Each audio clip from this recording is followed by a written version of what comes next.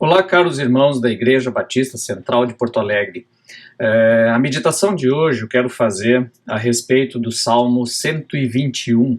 Ele é um salmo de um cântico, né, dos peregrinos da diáspora, né, judaica indo em direção a Jerusalém.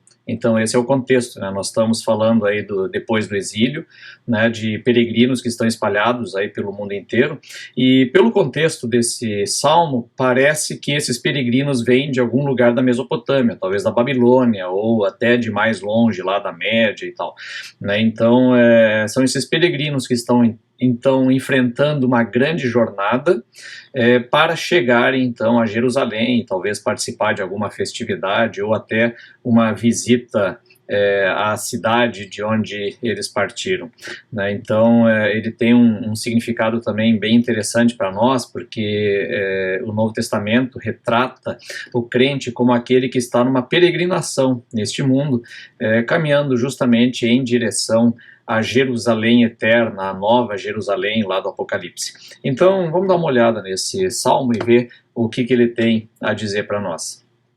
Começa assim então. Olho para os montes e pergunto, de onde me virá o socorro?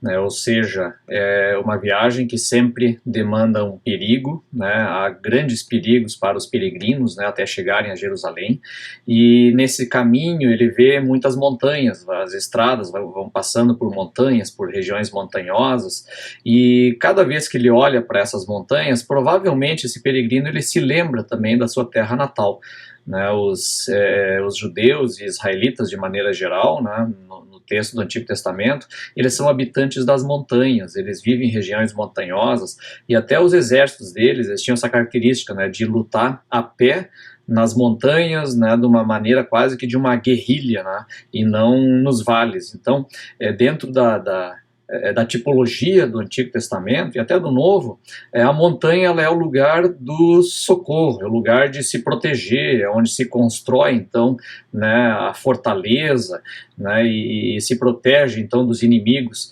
E o vale é o lugar do sofrimento, né? Olha como Davi escreve, né, o vale da sombra da morte é o lugar das plantações, né, onde você tem que trabalhar para extrair o alimento, e também o local em que os inimigos se defrontam, onde acontecem as batalhas. Então a montanha ela tem essa característica do socorro, é o lugar que você sobe então para buscar o refúgio, né, e é por isso que Deus é associado também com essas montanhas.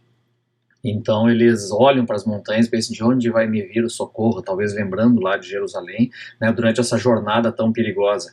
E aí o 2 ele diz, o meu socorro vem do Senhor, que fez os céus e a terra. Então eles se lembram, né, que Deus é o seu socorro e ele, né, o habitante das montanhas, aquele que desce até o vale e caminha com o seu povo, como foi no Êxodo, né, então ele sabe, não, o socorro ele vai vir do Senhor. E aí ele continua, né, versículo 3, ele não deixará que você tropece, aquele que o protege não cochilará.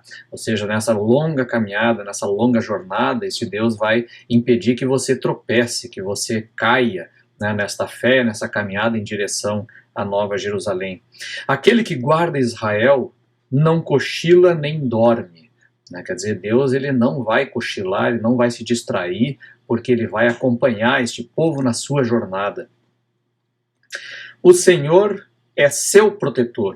O Senhor está ao seu lado, como sombra que o abriga.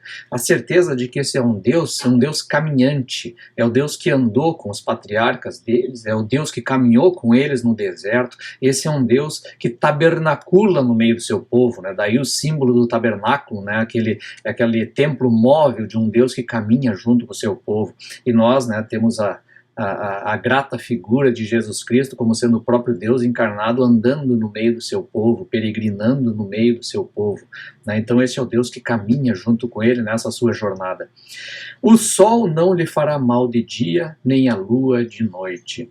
E se eles vêm aqui da Mesopotâmia, sol e lua têm um significado muito claro, né? Não é apenas o sol, o luminar que está te queimando, né, no céu, né, mas são divindades, as divindades mesopotâmicas, né? Então o sol, Shamash, a lua, que é Sin, né? Então E diz que essas divindades, que esses falsos deuses, né, eles não vão lhe fazer mal nem de dia e nem de noite.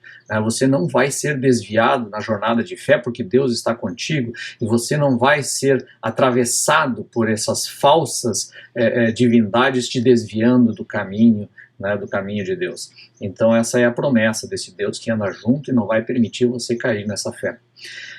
O Senhor o guarda de todo mal e protege a sua vida. Né? O Deus que deu a vida é o que vai proteger até o final. Né? E quando ela chegar ao final, ele vai levá-la para junto de si. O Senhor o guarda em tudo que você faz, agora e para sempre. Não é apenas agora, é para sempre. Tem um caráter eterno esse caminhar de Deus conosco. Então, que Deus nos abençoe nessa jornada. Amém.